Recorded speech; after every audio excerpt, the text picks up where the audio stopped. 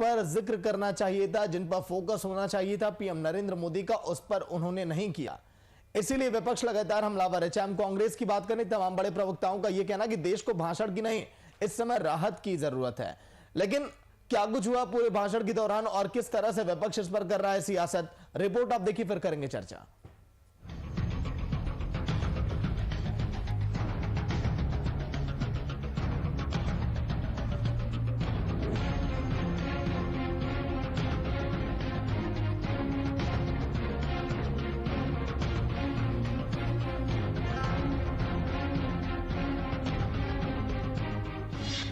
प्रधानमंत्री के संबोधन पर सियासत।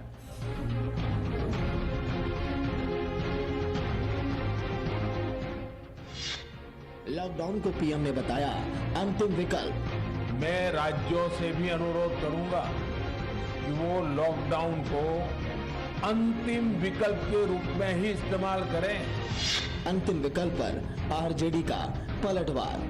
भले आदरणीय प्रधानमंत्री जी ने पहली बार कहा था कि जान है तो जहान है, अब उपदेश दे रहे हैं लॉकडाउन अंतिम विकल्प है।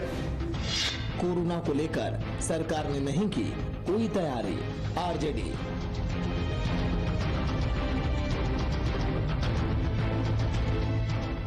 पूरे देश में कोरोना से हाहाकार मचा हुआ है। हर दिन जब मामले सामने आते हैं तो वो लोगों को डराते हैं। हालात ऐसे हैं कि पिछले 24 घंटों में 3 लाख के करीब मामले सामने आए और पिछले अगर 7 दिनों के रिकॉर्ड को देखें तो 2.5 लाख से अधिक मामले सामने आ रहे हैं। उधर बिहार में भी कोरोना ने कोहराम मचा रखा है। यहाँ भी कोरोना के केस में रिकॉर्ड तोड़ बढ़ोतरी देखने को मिली। ग्राफ के जरिए देखिए पिछले 5 दिनों के आंकड़े। 16 अप्रैल 6,253 मामले, 17 अप्रैल 7,870 मामले, 18 अप्रैल 8,690 मामले, 19 अप्रैल 7,487 मामले, 20 अप्रैल 10,455 मामले। मंगलवार की शाम पीएम मोदी ने देश को संबोधित किया। इस दौरान उन्होंने साफ तौर पर कहा कि देश में लॉकडाउन लगाना अंतिम विकल्प होना चाहिए। साथ ही उन्होंने कोरोना से किस तरह से निपटने की तैयारी की जा रही है उस बारे में भी बताया।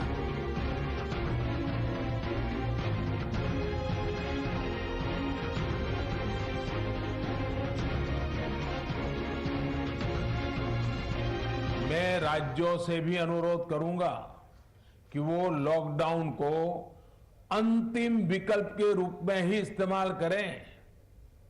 लॉकडाउन से बचने की भरपूर कोशिश करनी है और माइक्रो कंटेनमेंट जोन पर ही ध्यान केंद्रित करना है। हम अपनी अर्थव्यवस्था की सेहत भी सुधारेंगे और देशवासियों की सेहत का भी ध्यान रखेंगे। कोरोना के बढ़ते केस ने राज्य की सियासत की गर्मी को बढ़ा दिया। पीएम के भाषण के बाद बिहार की सियासत भी गर्मा गई। आरजेडी ने पीएम मोदी को अपना निशाना बनाया। आरजेडी का कहना है कि सरकार की तरफ से कोरोना को लेकर कोई तैयारी नहीं की गई। ये वही प्रधानमंत्री हैं जो कि पहले कहते थे कि जान है तो जहान है और अब कहते हैं कि लॉकडाउन को अंतिम विकल्प रखें। केंद्र के साथ आरजेडी ने राज्य सरकार पर भी निशाना साधा। बिहार में कोरोना संक्रमित लोगों की संख्या लगातार बढ़ती जा रही है और जिस रफ्तार से ये बढ़ रही है कोरोना का आंकड़ा, ये चिंता का विषय है। पहले आदरणीय प्रधानमंत्री जी ने पहली बार कहा था कि जान है तो जहान है, अब उपदेश दे रहे हैं लॉकडाउन अंतिम विकल्प है। जिस समय लॉकडाउन तैयारी के साथ लगाना था, आपने आनंद फानन में लॉकडाउन लगा दिया। लोग भूखे मर रहे थे, पैदल आने को मजबूर हुए, जान चली गई लोगों की।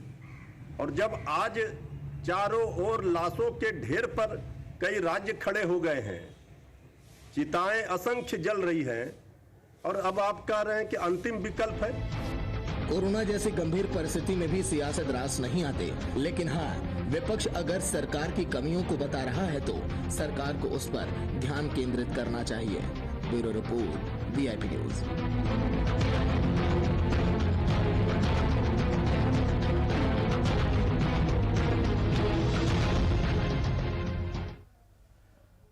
तो आखिर इस कोरोना के दौर में भी सियासत क्यों? पीएम नरेंद्र मोदी के संबोधन के बाद आखिर क्यों सियासत में अब उफान है? विनोद शर्मा बीजेपी के प्रवक्ता आज के दिन लाइव में बैठे हैं और वीआईपी न्यूज के सीनियर एडिटर मधुरशील जी भी विनोद जी, स्वागत है आपका वीआईपी न्यूज में। विनोद जी, पहला सवाल यह है कि सर, विपक्ष ये कह रहा है कि जब आपने कहा था कि जान है तो जहान है, फिर आखिर इस समय जब लोगों की जानें जा रही हैं तो इस पर आखिर ब्रेक लगाने की कोशिश क्यों नहीं की जा रही है? क्या लॉकडाउन जैसा निर्णय अगर लिया जाता तो फिर अर्थव्यवस्था चरमराने का डर था पीएम नरेंद्र मोदी को? विनोद जी, देखिए, निश्चित रूप से बहुत गंभीर मसला है। पूरा देश संकट में है, इसमें दो राय नहीं है। पूरा विश्व संकट में। पिछली बार जब हमारे आदरणीय प्रधानमंत्री ने एक बैक लॉकडाउन लगाया तो यही विपक्षी दल के लोग चिल्ला चिल्ला कर विरोध कर रहे थे कि बहुत गलत हुआ, बहुत अनर्थ हुआ। जबकि अगर नहीं लगाया गया होता तो क्या हल होता देश का पता नहीं। उस समय हम इतनी तैयारी नहीं किए थे, हमारे पास इतने संसाधन नहीं थे। इस बीच में निश्चित रूप से हमारी सरकार ने, केंद्र सरकार ने, राज्य सरकारों ने काफी संसाधन जुटाए हैं, बहुत सारी व्यवस्थाएं की हैं। लेकिन दूसरा लहर इतना आक्रामक होगा, इतना भयावह होगा, इसकी कल्पना किसी को नहीं थी। और जिस गति से फैल रहा है वो अंदाज नहीं था। इसलिए जो हम तैयारी किए थे नाकाफी फल रहा है निश्चित रूप से। लेकिन चूंकि हमने परिणाम देखे, पिछला लॉकडाउन का क्या परिणाम हुआ, देश में कितनी लोग मर गए ऐसे भी। ठीक है विनोद जी, कई लोग अवगत नहीं है सर, क्या आप तैयारियों से रूबरू कराएंगे सर कि क्या सरकार ने तैयारी कर रखी थी इस दौरान जब कोरोना का संक्रमण थोड़ा कम था?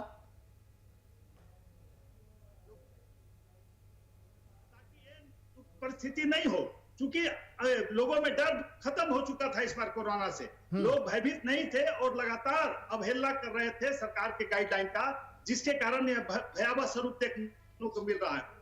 निश्चित रूप से विपक्ष को सलाह देने की अच्छी बातें देना चाहिए, उनको सुझाव देना चाहिए, लेकिन हर चीज में राजनीतिक चश्मे से देखना उचित नहीं होगा, क्योंकि यह बहुत ही अहम मसला है और अभी स्थिति राजनीति की नहीं है। इसलिए हम आग्रह करेंगे राजनीतिक जो विपक्षी दल नहीं सर, ये वक्त राजनीति का नहीं, लेकिन सर सवाल का तो है ना सर, ऑक्सीजन से लोगों की जानें जा रही हैं, कोई भी ऐसा प्रदेश नहीं है जो अछूता हो जहां पर ऑक्सीजन की कमी नहीं है। सर, अगर पता था कि हालात अगर फिर से खराब हो सकते हैं तो उस हिसाब से तैयार भी रहना चाहिए था। रेमडेसिविर इंजेक्शन की कमियां देखी जा रही है, इसकी ब्लैक मार्केटिंग की जा रही है।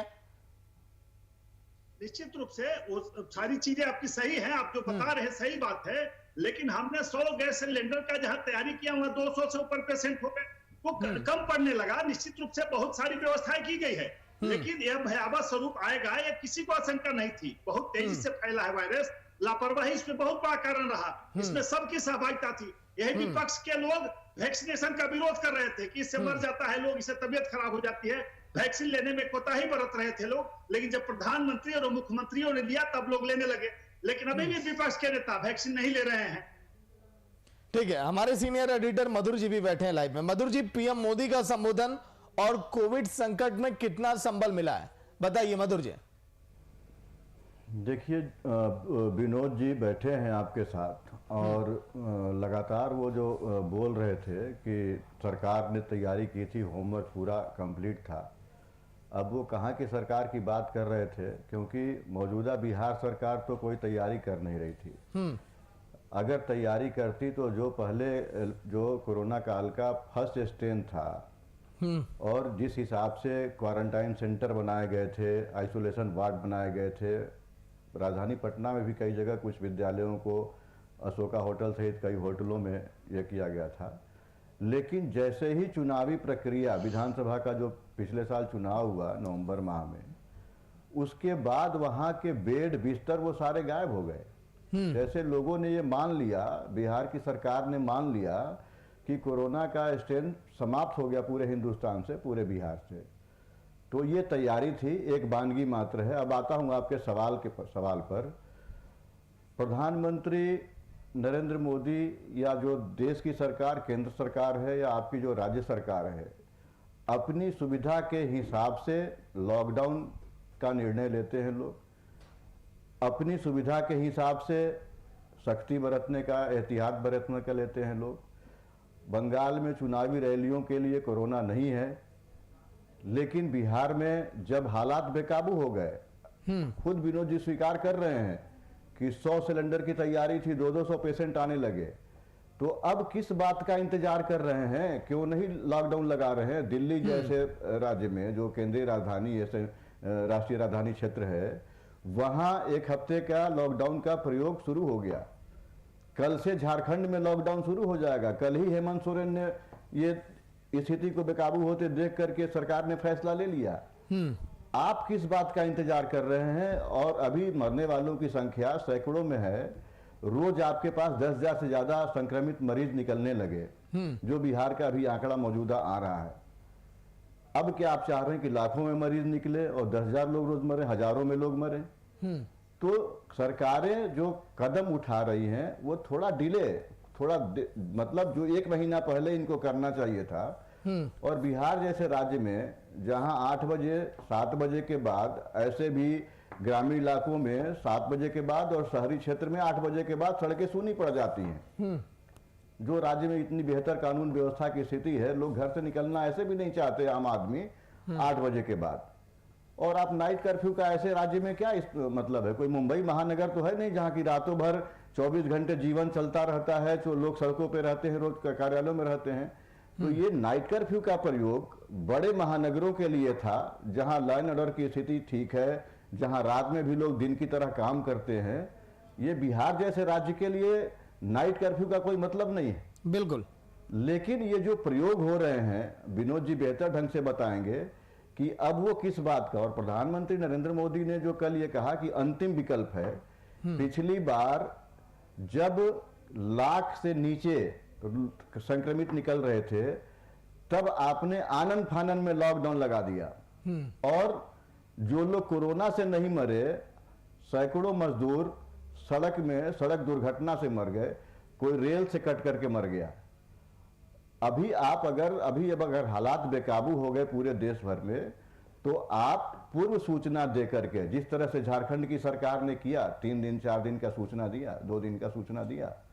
दिल्ली सरकार ने भी ऐसा ही किया, वीकेंड कर्फ्यू पहले लगाया, फिर अल्टीमेटम दिया कि इतने तारीख से हम लॉकडाउन में जाएंगे।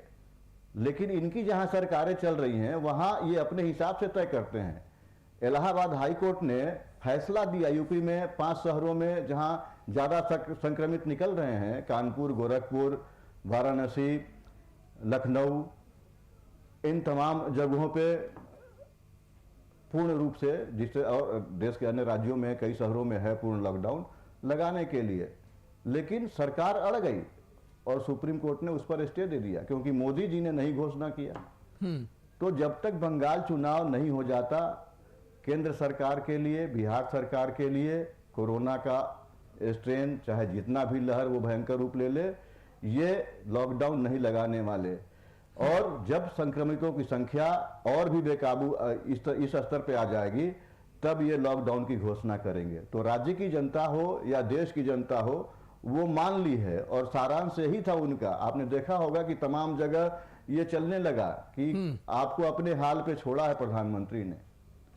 तो आपने 1 साल में कोई सबक नहीं लिया, नसीहत नहीं लिया। 1 साल में न केंद्र सरकार कोई होमवर्क कर पाई, न राज्य सरकार कोई होमवर्क कर पाई। ठीक है मधुर जी, आपके सवाल का जवाब ले लूं पहले विनोद जी से। विनोद जी बताइए, क्या आपको लग रहा है कि नाइट कर्फ्यू केवल काफी है कोरोना के इस कहर को दूर करने के लिए बिहार में? क्योंकि महानगर कोई नहीं है बिहार जहां पर लोग रातों में से ड्यूटी बोलिए। नाइट कर्फ्यू से बहुत ज्यादा असर नहीं पड़ेगा, इसमें 2 राय नहीं है। हमारे प्रदेश अध्यक्ष संजय जायसवाल जी ने भी वीकेंड 2 दिनों के लॉकडाउन का आग्रह किया था सरकार से। निश्चित रूप से सरकार अभी भी गंभीर है और प्रयास कर रही है, आपस में बातचीत करके कुछ न कुछ रास्ता निकालेगी और बहुत जल्दी कोई न कोई अच्छा निर्णय आएगा। क्योंकि सरकार भी नहीं चाहती थी कि अफरा तफरी मचे राज्य में, और बिहार क्योंकि बहुत गरीब स्टेट है और यहाँ जो हमारे अधिकांश लोग जमीनी स्तर के काम करते हैं, डेली कमाने खाने वाले हैं, उनके समस्या को देखते हुए राज्य सरकार ने अभी नहीं लगाया है। और निश्चित रूप से बहुत ऐसे वर्ग हैं जिनको अभी मदद की जरूरत है, तो निश्चित रूप से सरकार उन सारी चीजों की व्यवस्था करने के बाद इस पर निश्चित रूप से सोचेगी कि लॉकडाउन की व्यवस्था की जाए, क्योंकि सभी दलों की राय है और निश्चित रूप से सरकार भी इस पर संजीदा है। तो हम लोग अभी भी आग्रह किए हमारे प्रदेश अध्यक्ष ने मुख्यमंत्री जी से, इस पर विचार होना चाहिए और जल्द से जल्द इस पर कोई ठोस निर्णय होना चाहिए। लेकिन से बीजेपी, टीएमसी, तमाम पार्टियों की किरकिरी हुई सर, पीएम नरेंद्र मोदी को अपने भाषण में इसको शामिल करना चाहिए था कि नहीं?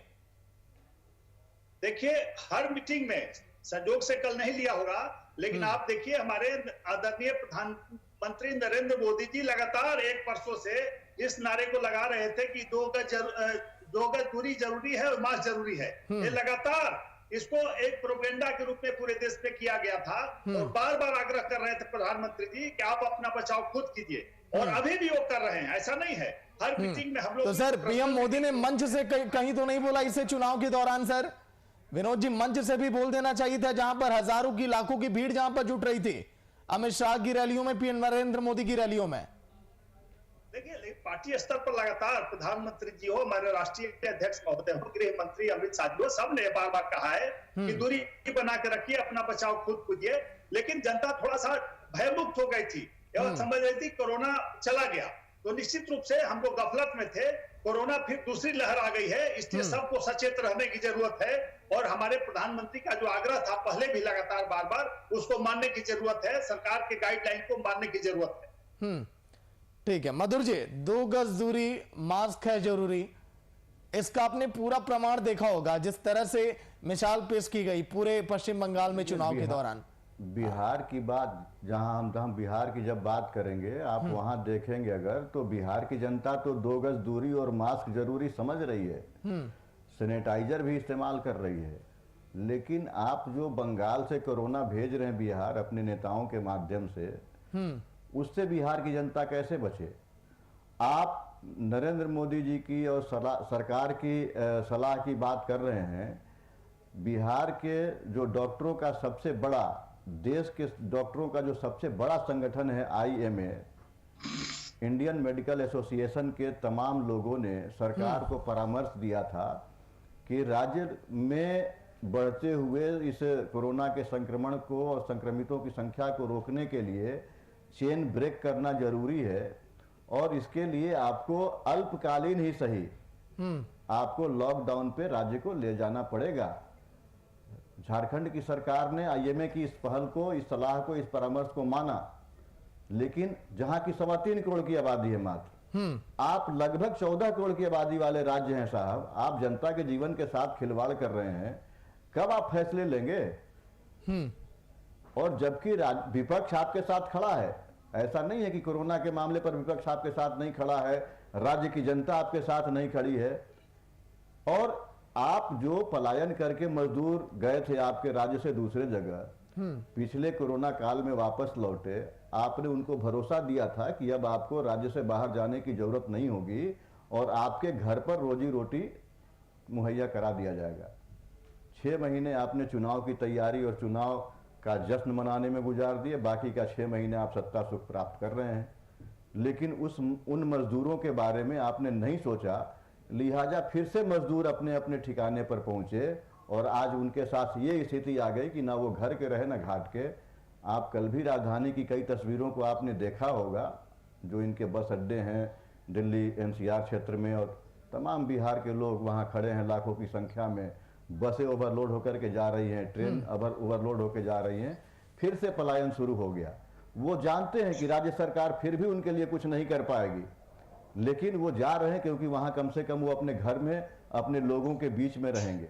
तो ये स्थिति है। सरकार की संवेदना, सरकार की संजीदगी, अगर आपने भरोसा दिया था, 1 साल पूरा होने को जा रहा, लेकिन आपने ऐसी वैकल्पिक व्यवस्था कोई तैयार नहीं की कि जो राज्य के दिहाड़ी मजदूर बाहर जाकर के काम कर रहे हैं, श्रमिक, वो वापस अगर आ गए हैं, उनके लिए आप मनरेगा के तहत या राज्य में कोई दूसरी योजनाओं की शुरुआत करके आप उनके भरण पोषण की व्यवस्था कर सकें। तो ये विडंबना है, सरकार गंभीर है, और ये तमाम जो राजनेता बोलते रहते हैं उसको सुनते सुनते जो है राज्य की जनता अब आदी हो गई है।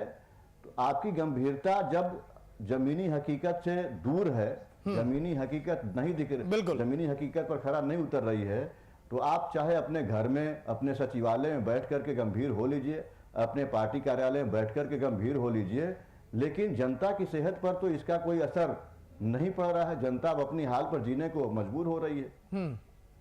ठीक है विनोद जी, देखिए आज के दिन एक ऐसा सवाल आपके सामने जिससे हो सकता है कि आप बचने की कोशिश करें। नीतीश कुमार की गठबंधन वाली पार्टी हैं आप सर, NDA की सरकार है इस समय बिहार के अंदर। नीतीश कुमार का खुले मंच से यह कहना कि जो तमाम मजदूर अब बिहार वापस आ रहे हैं, जो आना चाहते हैं आ जाएं, उन्होंने न्योता तो दे दिया, लेकिन जो उन्होंने बातें कही हैं कि उनके लिए यहां पर रहने की, खाने की उचित व्यवस्था, क्वारंटीन सेंटर उन्हें किसी भी प्रकार की दिक्कत परेशानी नहीं होगी। सर, क्या आप उन्हीं की पार्टी से हैं? आप ये डंकी की चोट पर आप कह रहे हैं कि हाँ, किसी भी मजदूर को दिक्कत नहीं होगी, परेशानी नहीं होगी? बताइए विनोद जी। देखिए, यह आपदा का समय है और निश्चित रूप से जो भी मजदूर आएंगे सरकार हर संभव मदद करेगी, हर संभव प्रयास करेगी। लेकिन देखिए, एक वेग ज्यादा संख्या बढ़ जाने पर कुछ तो दिक्कत होगी ही, इस कहने में हमें कोई दिक्कत नहीं है, क्योंकि जब हम व्यवस्था कर रहे हैं 10,000 का 20,000 लोग आ जा रहे हैं। मैंने अभी तो कहा कि सिलेंडर 100 का करते हैं, 200 का करते हैं, 400 रोगी निकल जाते हैं। नहीं सर, ये डाटा भी तो होता है सर आप लोग के पास कि कितने लोगों ने बिहार से पलायन किया महानगरों की तरफ। तो सर जो डाटा है, जितने लोगों की संख्या, उस हिसाब से सर व्यवस्था करेंगे ना विनोद जी। आ जाएगी और सबको रोजगार के अवसर पैदा किए जाएंगे। सरकार ने कल ही निर्णय लिए हैं कि उद्योग लगाने के लिए महिलाओं को और खास करके युवाओं को 10 लाख रुपए दिए जाएंगे, जिसमें 5 लाख उसका ऋण मुक्त होगा, वापसी नहीं करनी होगी, और 5 लाख जो है उसके ब्याज नहीं लगेंगे। तो निश्चित रूप से बहुत सारे प्रयास किए जा रहे हैं, विकल्प दिए जा रहे हैं जो आ रहे हैं उनके लिए, और सरकार निश्चित रूप से जो भी हमारे प्रवासी आएंगे उनको हर स्तर पर मदद करेगी, उनके स्वास्थ्य की सुविधा मुहैया कराएगी और रोजगार के अवसर पैदा करेंगे। लेकिन कुछ तो समस्या आएगी, इसमें दो राय नहीं है, उनको व्यवस्थित होने में थोड़ा समय लगेगा। मधुर जी, क्या आप मानते हैं कि राज्य सरकार उचित व्यवस्था कर पाएगी? क्योंकि पिछली बार जो नीतीश कुमार ने मधुर जी कहा था कि लोगों के खाते में हमने पैसा भेजा है जो भी मजदूर आए, कई सारे डिबेट में हमने जब सवाल किए बीजेपी के या जेडीयू के ही नेताओं से, तो वो लोग मुकर गए। कोई ये नहीं डाटा लेकर बताने वाला था कि हाँ, कितने मजदूरों के खाते में वाकई में हमने पैसा भेजा है। इस बार क्या सरकार, आपको लग रहा है, अपनी तैयारी पर खरी उतरेगी? मधुर जी, सरकार की क्या तैयारी है ये आपको स्पष्ट हो गया, क्योंकि एक विडंबना देखिए क्या है, एक साल में आप ये पता नहीं कर सके कि कितने आपके राज्य से मजदूर बाहर किन किन राज्यों में काम करते हैं और कितने लोग वापस आए और कितने लोग फिर से दोबारा अपने काम पे लौट गए। तो जब ये प्रखंडवार, पंचायतवार, जिलावार, अनुमंडलवार आपके पास आंकड़ा ही नहीं है, आप राहत किसको दे रहे हैं? अगर आपके पास आपकी एजेंसी ने कोई ऐसा आंकड़ा प्रस्तुत नहीं किया, न किसी का नाम पता दिया, न मोबाइल नंबर दिया, तो आप किसके खाते में पैसा भेज रहे हैं? अभी तो विनोद जी निरुत्तर हो गए थे ना, वो कहाँ बता पाए कि कितने मजदूर हमारे वापस आए थे और कितने हमारे राज्य के लोग यहाँ रह गए और बाकी कितने लोग वापस गए। ये सरकार के पास आंकड़ा नहीं है। और इसका ये मतलब है कि सरकार ने एक साल में कोई होमवर्क नहीं किया मजदूरों के बारे में। बिल्कुल, जो लोग वापस लौट करके आए। तो ये विडंबना है, चूंकि चुनावी वर्ष था 2020, तो जो श्रमिक लौट करके गए मई जून में वहां वापस गए, अप्रैल में कुछ लोग गए, तो चूंकि अक्टूबर नवंबर में वहां चुनाव होना था, तो इसलिए सरकार के लोग, सत्ताधारी दल के लोग वो लंबी लंबी बातें कर गए, भरोसा आश्वासन दे गए, लेकिन उनके पास ये कोई डिटेल और आंकड़ा नहीं था जिससे आज एक साल हो। अगर आप सरकार, अगर उनके खाते में आप पैसा भेजते तो जो जलालत, वो जो जिल्लत जो जेल करके गए थे वापस, वो फिर दोबारा आते क्या?